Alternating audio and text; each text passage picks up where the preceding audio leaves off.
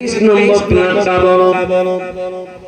আমি 30 জনের কাছে 30টা নিয়ে নেব, তারপরে আমি অল্প অল্প নেব।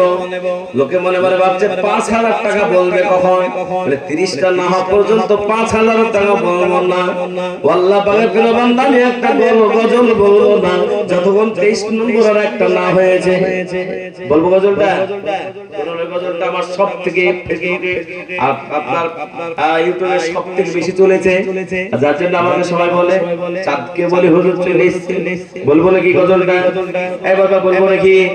23 নম্বর একটা হয়ে যায়, দেখি কোন আল্লাহর প্রিয় বান্দা।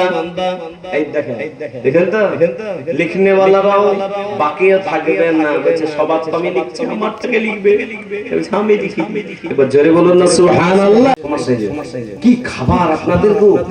ত্রিপুরার মানুষের আগে ভাবতাম ত্রিপুরার মানুষ খেতে ভালো জানে না, না বাংলার থেকে এরা কিছুদিন কমই নাই, মাছটাতে বেশি কি দিয়েছে জানেন তো? টমেটো।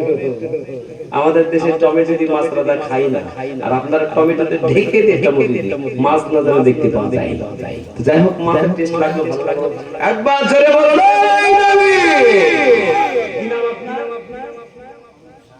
আবুল কাসেম। নামটা ভুলে গেছিলাম। তোমার আবুল কাসেম আছে, এই 10,000 টাকা রাখো বাবা, মানে লাও আল্লাহ সাথে দে এলো দান, এ দান কে গুণ করি বাবা। আপনাদের ত্রিপুরায় এর আগে 3 জায়গায় এসেছি, কিন্তু আজকের মতন ভালো লাগে নাই, আজকের মতন আমি সরকারের আগে পাই নাই। আজকে বড় ভালো লাগছে, কারণ সবাই যত পাখি নাই তাকে আছে, আর সবার মনে ইচ্ছা হচ্ছে মাদ্রাসাটা করতেই হবে। বলুন না সুবহানাল্লাহ। বড় বড় মাদ্রাসা এসেছে, নাম করা মাদ্রাসা এসেছে। আমাকে উঠিছে কটা জানেন? রাত্রি 2টায়। দুইটাই। আমি এর জন্য নিয়ত করে নিয়েছিলাম যে তিনবার মাটিতে যাব না।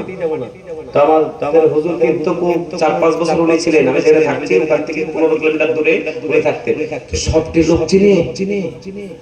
আমি বললাম যে ত্রিপুরার মাটি থেকে গিয়ে আপনি এত পরিচয় করলেন কি করে?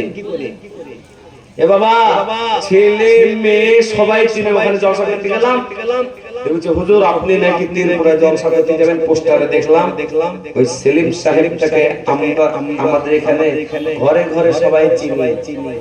এ বাবা, যে লোকটা এক জায়গা থেকে আরেক জায়গায় পরিচিত হতে পারে, আপনার